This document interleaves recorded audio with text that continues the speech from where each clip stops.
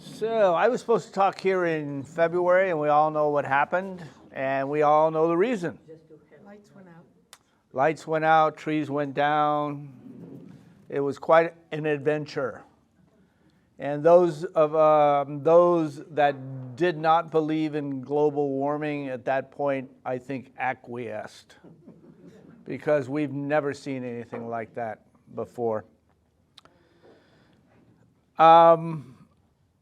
There's a term called anthropogenic climate change. ACC is the term.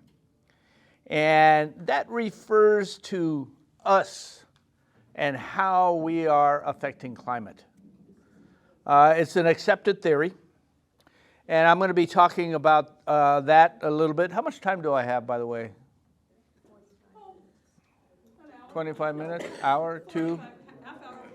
I'm used to doing long classes, so I could talk for 3 hours easy. So we know that carbon dioxide is the culprit. We understand that. We hear a lot about carbon dioxide, carbon sequestration, all of that other stuff. And we know that carbon dioxide is what plants really like. They like to take it in and split that, make something out of it, and give us oxygen in return. Unfortunately, the amount of oxygen that is being generated is being dwarfed by the amount of pollution we're putting out there. The plants can't keep up with that. And for a number of reasons, we'll talk about that in a bit. The policymakers at the IPCC, which is a organization that is concerned about climate change, has this quote: "In recent decades, changes in climate have caused impacts on natural and human systems on all continents and across the oceans. Evidence of climate change impact is strongest and most comprehensive for natural systems. Many terrestrial, freshwater, and marine species have shifted their geographic ranges." That's an important concept. They have shifted their seasonal activities, another really important concept. Migration patterns, oh yeah, we're going to talk about all of these. Abundances and species interactions in response to ongoing climate change. So when we talk about climate change, it's not a chance thing. It's 1 in a billion that this could happen, and it's now happening. We are in the middle of the greatest extinction of species ever. This is called the Sixth Extinction. We are losing more species during this Sixth Extinction than we have ever lost on Earth. If you want to read an excellent book, Elizabeth Colbert, The Sixth Extinction, and she's got another book out also. What we do know is that the plants are responding. And the plants, as always, respond to what we as humans do. It's a direct response. And this response is easy to notice. Anybody know who Aldo Leopold is, by chance? He wrote the Sand County Almanac. And Aldo Leopold was a phrenologist, not the head guy, the things happening guy. And whenever something happened on his property, he wrote it down. This was in the 1930s. He died in 1948 fighting a fire on his neighbor's property. And so he wrote this book called the Sand County Almanac that got published officially in 1986. Why that is significant is that we can look at that book and see what was going on with the plants, with the birds, with the animals, everything, and compare that to what is happening now, because it's an official historical record. And so we look at, for example, he would write down exactly when the geese would land on his pond. They're landing 2 weeks earlier. than they did in his time. So that tells us something is going on.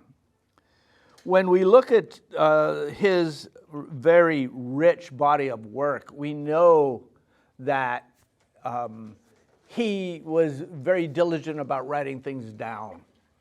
There are some people who write everything down. I don't. I'm not wired that way. But he was very religious about getting things down. What we're seeing with the plants is that the species distribution is changing. We're noticing that for certain plants that always worked in this area no longer work.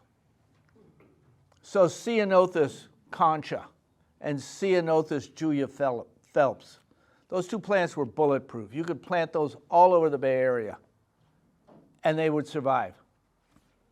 Not anymore.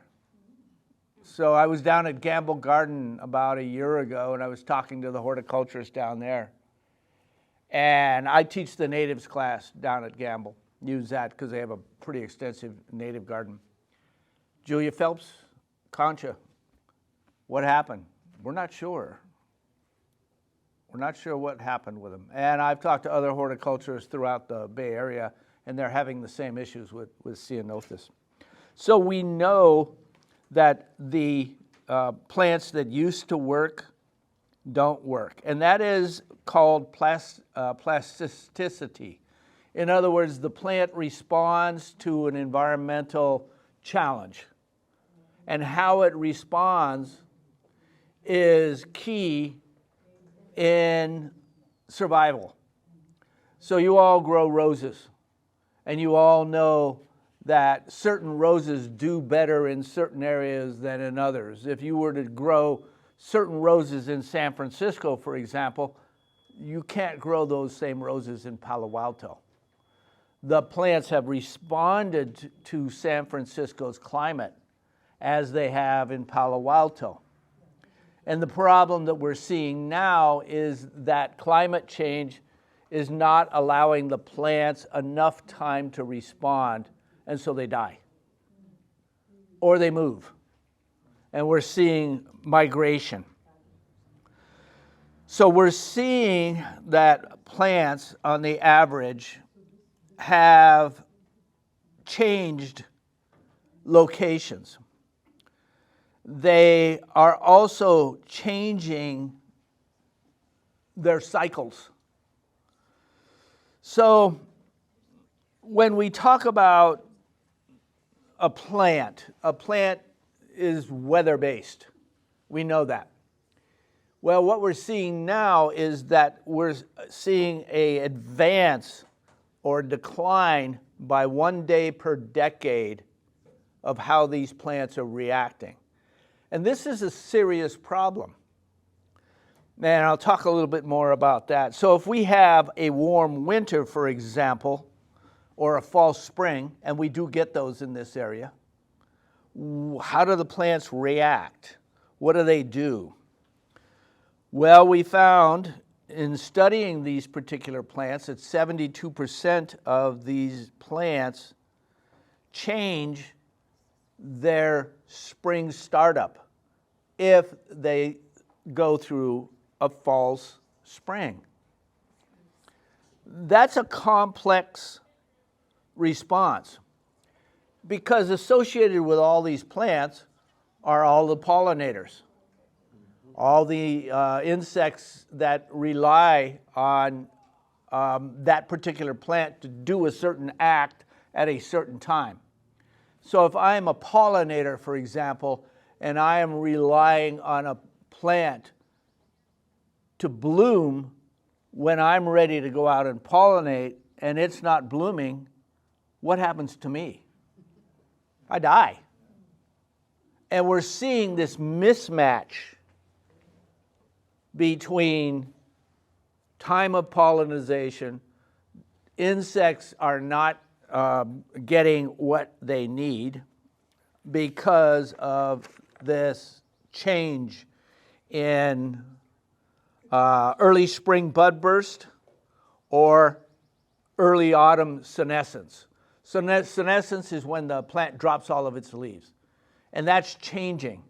So if a plant drops all of its leaves at the wrong time, how does that affect early spring bud burst? And we know that's changing. And that's not a good thing, especially if you're growing fruit. So fruit ripening, leaf senescence, carbon storage, and the synchrony of plant and herbivore populations is changing. 74% of the bird population is in decline right now. That's a lot. That's a lot.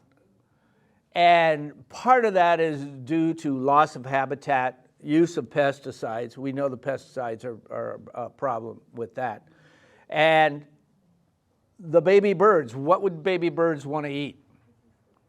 If I was a baby bird, I'd want something soft because I don't have teeth and I can't chew very well.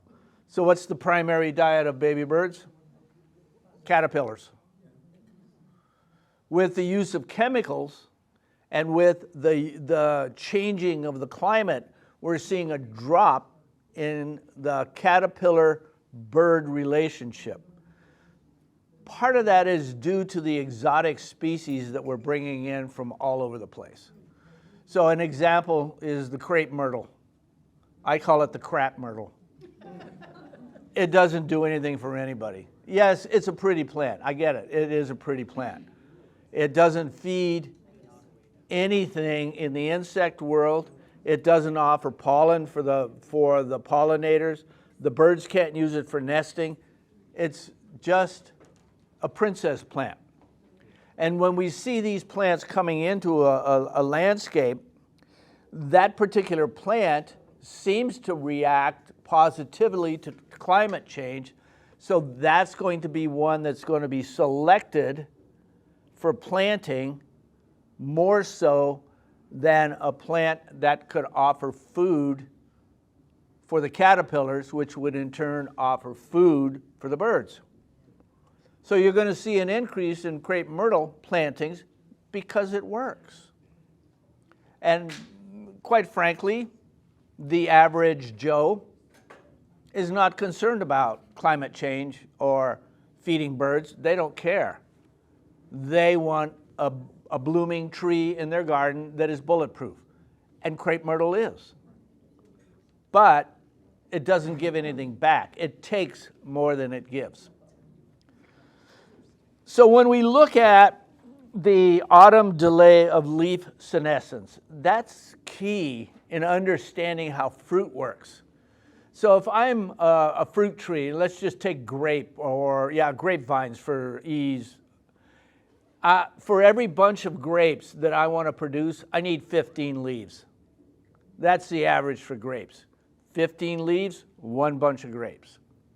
If we get leaf senescence in autumn, which means that in spring, those leaves are supposed to come out to develop fruit, well, we are seeing the relationship change. There is a causal link between spring bud burst and autumn senescence, especially early autumn senescence. We're seeing a very direct causal link. And the early autumn senescence and autumn temperatures are predicting the timing of the leaf bud burst. And so you can predict it if we have a specific series of events that will allow the buds to burst at the right time of the month. So let's take kiwi as another example. If you grow kiwi, you need one male for every 13 females.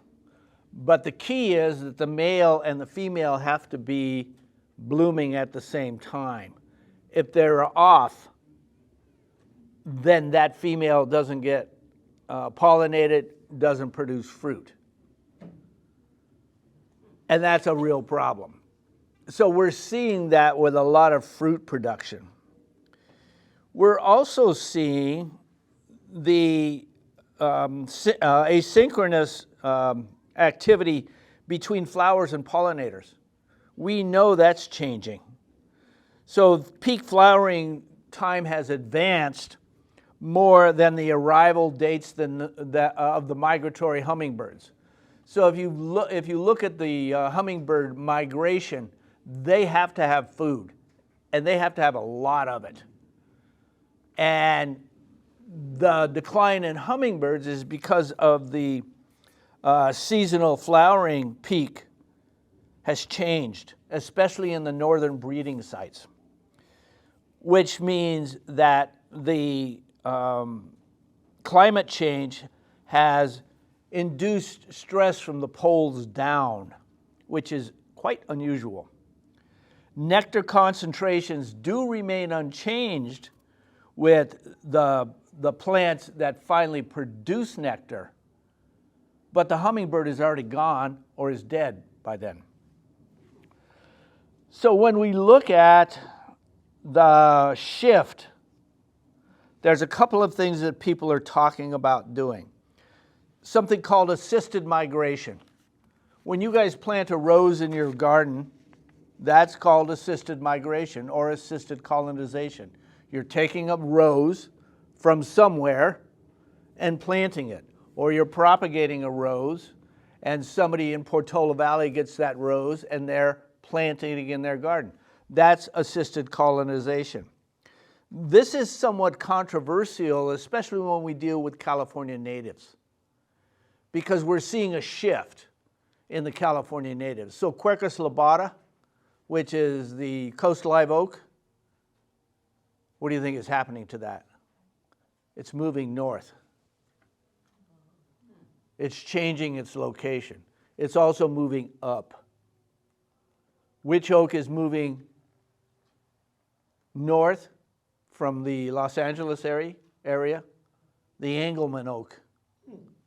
And they predict that Quercus lobata in this area is going to disappear, and the Engelmann oak is going to be the prominent oak in this particular area. And so a lot of people are saying, well, if that's the case, we should start planting Engelmann oaks now. Well, CNPS, California Native Plant Society, would go, no, because they want to hold fast to the species that are specific to this area. And that's very controversial to them. So 72% of the plants are shifting their ranges. And when we look at an entire ecosystem that loses its climate space over the coming decades, that means that there's going to be translocation of entire communities of plants that will no longer grow in this area. They're going to disappear, and they're going to move to Oregon and Washington if they haven't started already. The other part of this is the sleeper, and I call them herbes sauvages. So I don't like the word weed or weeds. I don't. Who do you think put that name on a plant that is native to planet Earth for their own gain? Monsanto, Bayer, the chemical companies. So I don't like the word weeds, because I honestly believe that the weeds have a purpose and that they have a place in our plant palettes. In my front yard, I actually grow weeds. My neighbors, oh, that's a beautiful plant, Frank. What is the name of that? And they have no clue that it's a weed. And so I've renamed weeds. I have a campaign, and I like to call them herbes sauvages. So from this day forward, no longer weeds, herbes sauvages. Anybody know Sherry Ozaka by chance? She was a landscape architect. She passed from breast cancer about 3 or 4 years ago. She and I worked on herbes sauvages together, and she agrees that it should be that. We're seeing that the herbes sauvages palette is changing. And that's very interesting to me, because I study these plants. I want to see what they do, how they react, and where they are at. And so we're seeing a significant increase, and they're called sleeper herbes sauvages.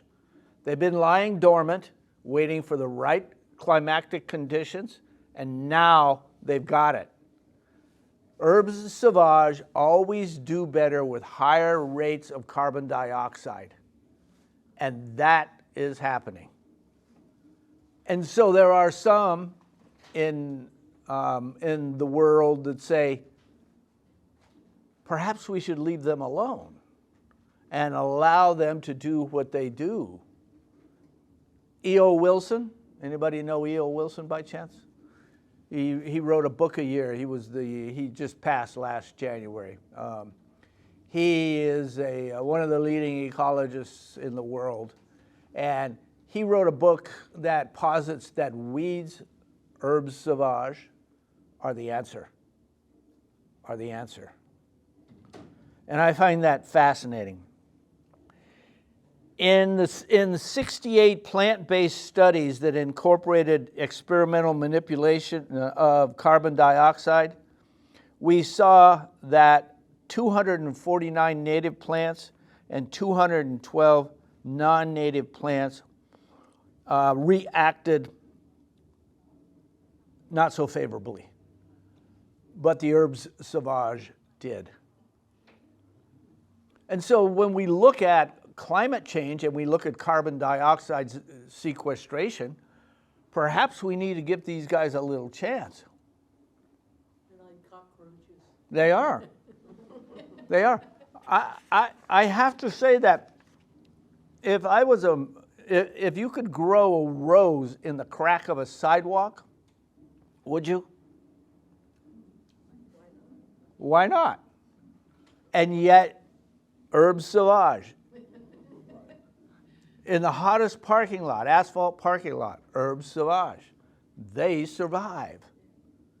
And so it may be time that we switch on a little bit something towards those particular plants. So evolution and climate change. We are seeing a significant increase in bark beetle attacks due to climate change. So in the last drought, we lost about 1.5 billion trees in California. We look a lot like Texas. And the ones that are surviving are being attacked by bark beetles. If you drive up to Tahoe, yeah, right? Disappearing. And the bark beetles are having a field day. And that's temporary, because there is going to be a rebound. Once the bark beetles eat everything, well, they're gone. And the plants are going to hopefully resurge and come back. Plasticity and evolutionary responses are causing the plants to move. 75% of the plants that were now growing in this area have moved 3 meters a decade for the last 40 years. We can track that. So 3 meters a decade, what's that, 3 feet?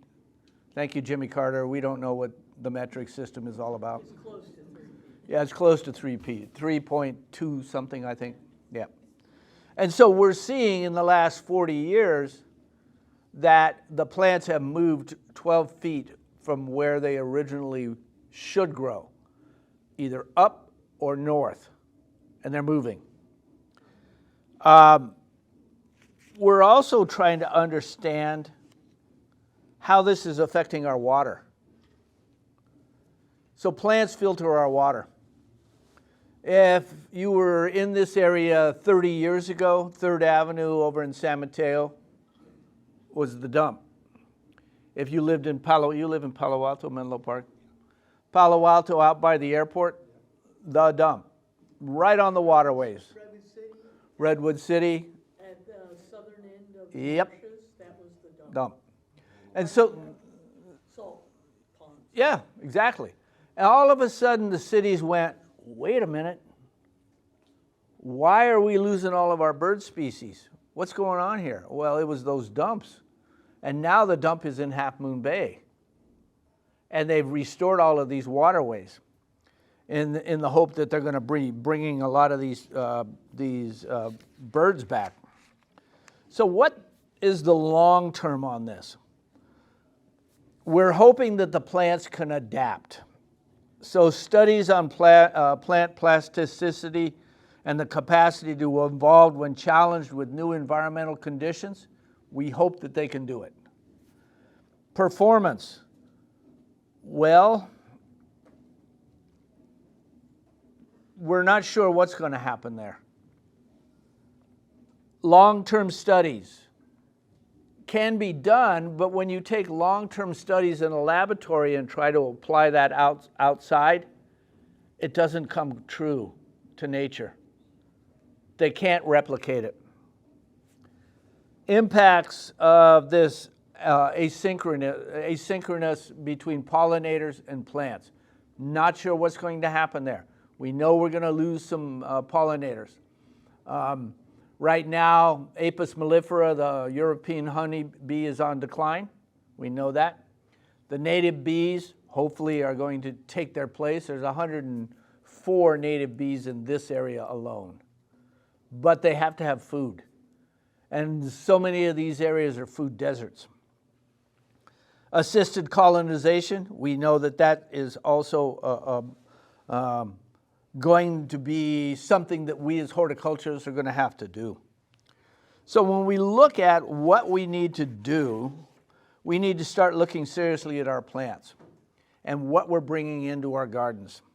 So the number one plant for bringing in Lepidoptera is the oak. 534 Lepidoptera rely on the oak for food, which means you plant more oaks, you get more caterpillars, which means you get more birds. Doug Tallamy, who wrote the book Nature's Best Hope, that's an excellent read. If you read one book this year, Nature's Best Hope is that one. He talks about the relationship between the butterflies, the moths, and Lepidoptera and plant material. So quercus is number one, black cherry number two, willow number three, believe it or not, birch number four, poplar trees number five, crab apples number six. Down on the bottom, we're seeing crepe myrtle, 0. Roses, 139 caterpillars rely on roses. Do you breed caterpillars? Can No. we get caterpillars and put them in our rose garden? No, a lot of people don't want caterpillars on their roses. You guys spray them. But if you left them alone, what would happen? They would eat the aphids. No, caterpillars don't eat aphids. Caterpillars eat your plants in larval form, and then they become pollinators when they become moths and butterflies. So caterpillars are eating machines when they're in larval form. And then they spin themselves into a cocoon and then become a pollinator. So one of the things that we can start doing is changing a few things. What kind of a light do you leave on at night? What about outside on your porch? A yellow LED is the best light to put into your night light outside. Yellow LED. So make that one change. We know that California is changing. We know that significantly. In the bird population, California, we're 3 billion birds down and compared to 50 years ago. Because the baby birds require insects as food. If you take away their food, you take away the birds. If you're in a place and you can't hear the birds singing, there's a problem with that place because it's not safe for the bird. Insect decline is a result of death by 1,000 cuts, principally pesticides, habitat loss, plant choices, invasive species, light pollution, and climate change. That's what's causing a decline in insects. Insects are the little things that make the world run, and we cannot survive without them. If we lose the insects, we have 4 years. 4 years. And so somewhere along the way, we have to draw a line and says, this much, no further. Caterpillars, 80% of the pollinator groups are butterflies and moths. But you gotta understand that they're eating machines when they're in larval form, and you gotta leave them alone. Hard to do. I like tomatoes. I don't like caterpillars on my tomatoes, but I allow them because I don't own that tomato. Might think I own it, but I don't. So lawns, got to get rid of the lawns. Absolutely 100%, got to get rid of them. There's 40 million acres of lawn in the United States. Lawn is an ecological desert. Uh-oh, you got a lawn? Uh-oh. I'm not going to mock you because you won't come back to the meeting, see?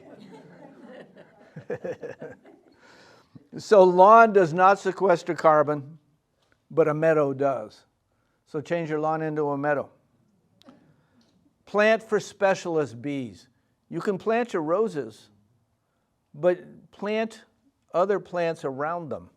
Yarrow, excellent plant. Remove invasive plants, whatever they are. Get rid of them. Landscape for caterpillars. Wouldn't that be a great book?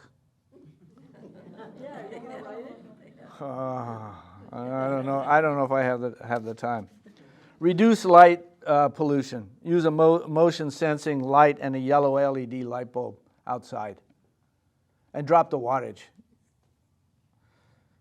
Oppose mosquito spraying. That's a tough one. So Chris, what happens when I go home? He spends 5 minutes on the porch. I have a fly swatter. I do. I have a fly swatter. And I'm murdering mosquitoes. I'm not spraying. I'm not doing it. Bug zappers. Don't use them. Don't use bug zappers. They kill a lot of other things. You're exactly right. Leave leaf litter alone. The butterflies lay their eggs in leaf litter and overwinter in this leaf litter. And then in the spring, when it starts to warm up, they hatch out. So leave the leaf litter alone. Don't spend money at Lingso buying mulch when you've got mulch. Yeah. If you do have a lawn, let it grow longer. Buy native plants. Maintain a meadow. So what's the definition of meadow? Grassy or grassy-like plants that get taller than a lawn. So a lawn, yeah, a lawn likes to be cut. If I'm Kentucky bluegrass, I like to be cut at 3 inches. If I'm a grass, and grass are successional plants, they're anywhere from 6 to 60 inches. They're big. And so grasses are a great plant to put in your garden.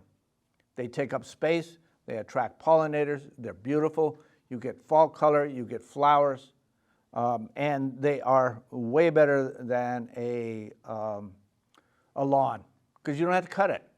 When you cut that lawn, you're using a gas-powered lawnmower. More going into the atmosphere. Lawns are, by their very nature, 25 to 1 in terms of giving back. 25 to 1. So they're a sink, which means they take way more than they need. 31% of the energy used in California is used to pump water. That water shouldn't go to lawns, it should go to trees.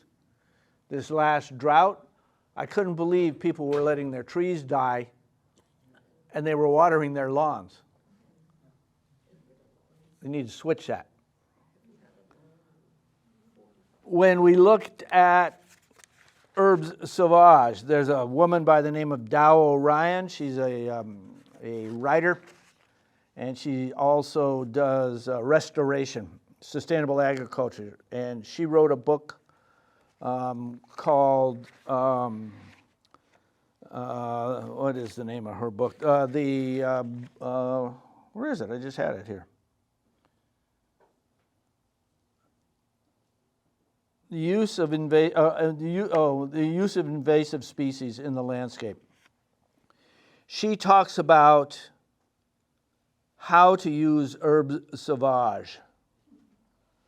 And she says that the problems with herbes sauvages is people focus on the herbes sauvages and they don't look at the entire ecology of an area and how this herbe sauvage fits into that ecology. So don't focus down, focus out.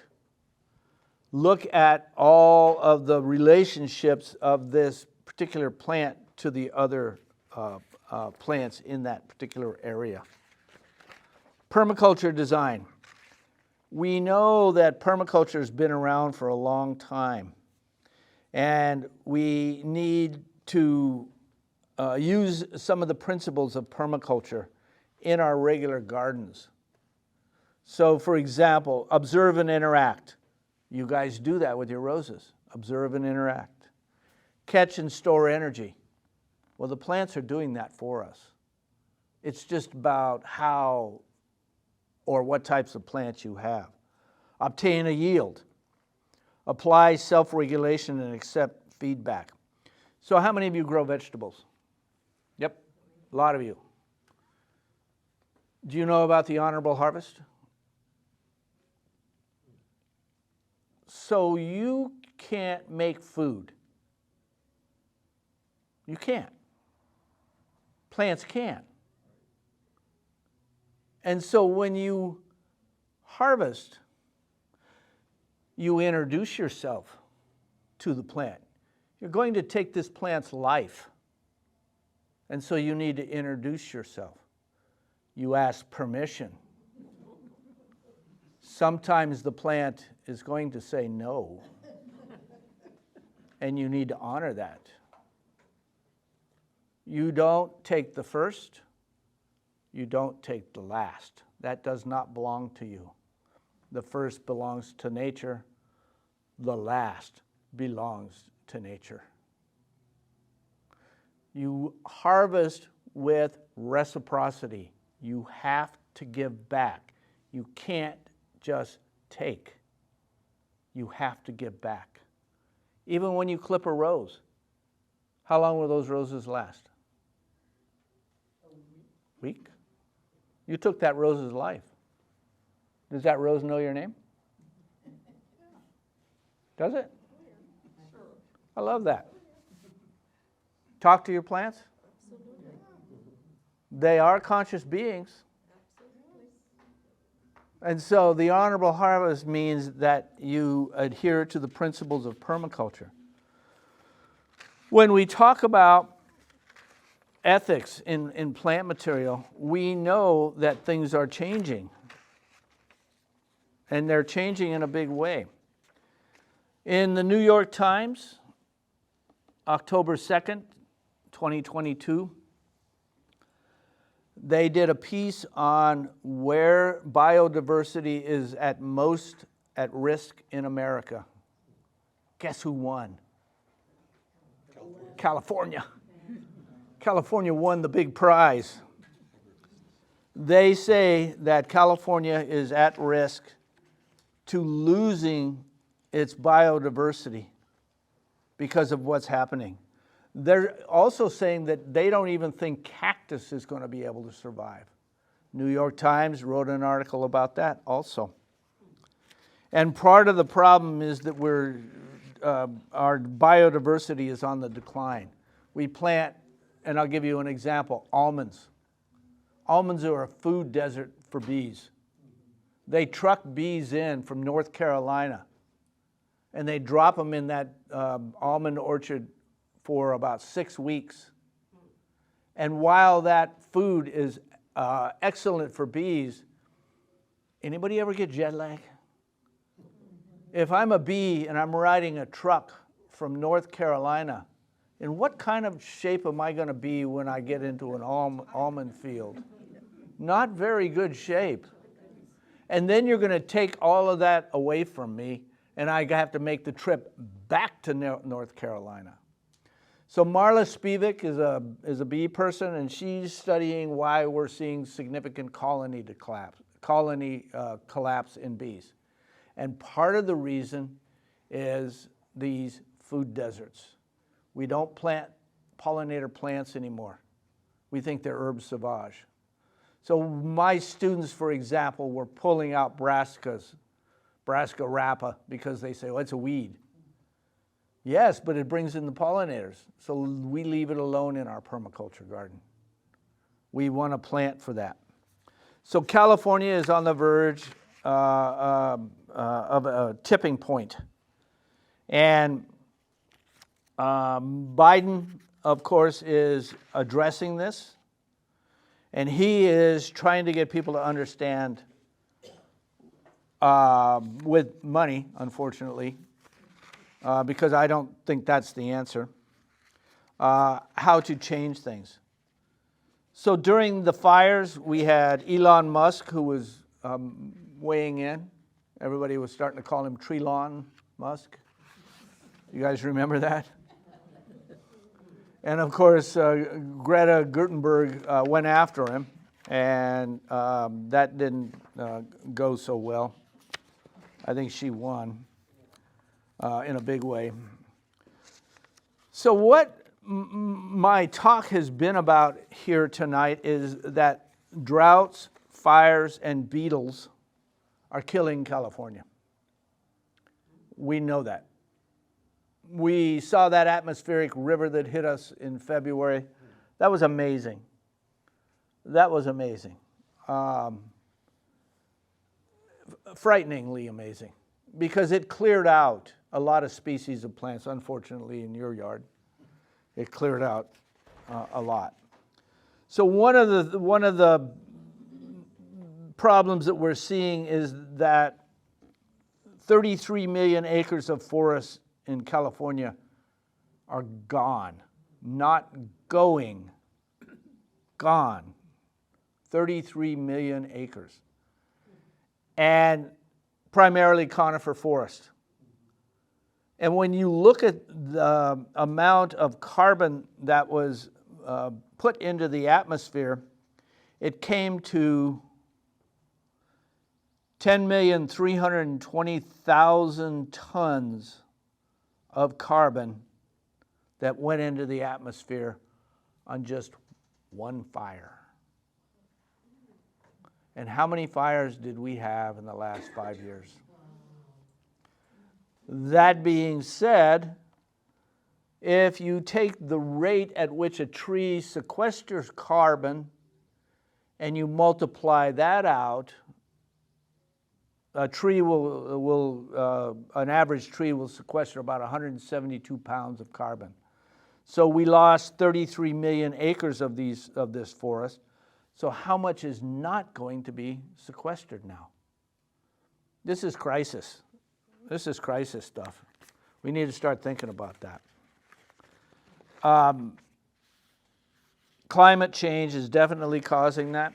Northern California forests have lost nearly 2/3 of their trees in 2021, and those were the firs. The fir engraver beetles went after them and wiped them out. Sugar and ponderosa pine are also on the die-off list, primarily because of mountain and western pine beetles. Those particular insects do not attack unless a tree is stressed. And that's when they attack. That's their job. Their job is to take out stressed plants. In the East Bay, 75,000 hardwood trees died last year. in the East Bay alone. And these included acacia and eucalyptus. And I know everybody has a hate for acacia and eucalyptus. They're alive. They're sequestering carbon. We need all we can get right now. In 2016, in the San Francisco Bay Area, 62 million trees died. San Francisco Bay Area, that's from San Jose all the way up to Marin County. 62 million trees. Can you imagine?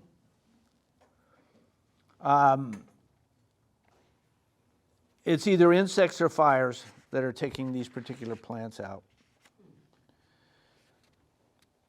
California needs to answer the call and begin to become hawkish when it comes to planting trees. Do you know that you can get trees, you can get a grant to plant trees? It's called RELEAF, R-E-L-E-A-F. And the state of California will give you money to plant trees. Really? Yep. You can get a RELEAF grant. On the internet. On the internet. One of the other concepts that I want you to take from this talk tonight is that you need to become believers. Need to become believers. So the Army, what's their slogan? The Army of One. All you need is one. All you need is one believer. If you're the believer, you need to recruit other believers to make a change. Don't wait for the other guy. The other guy's not going to do it. You do it. You do it. And believe that you can make a change. You can take your own garden and make that a way stop for pollinators, hummingbirds, bees. Make it a food station. And if every house, one garden at a time, did that, we could reverse it. All we need to do is get half of the gardens in the United States to do this, and we would stop climate change. That's from Doug Tallamy's book, Nature's Best Hope. Half the gardens, that's all we need. E.O. Wilson wrote a book called Half Earth, and he says the same thing. If just half the earth would change, we could stop it. Thank you for your time. Questions?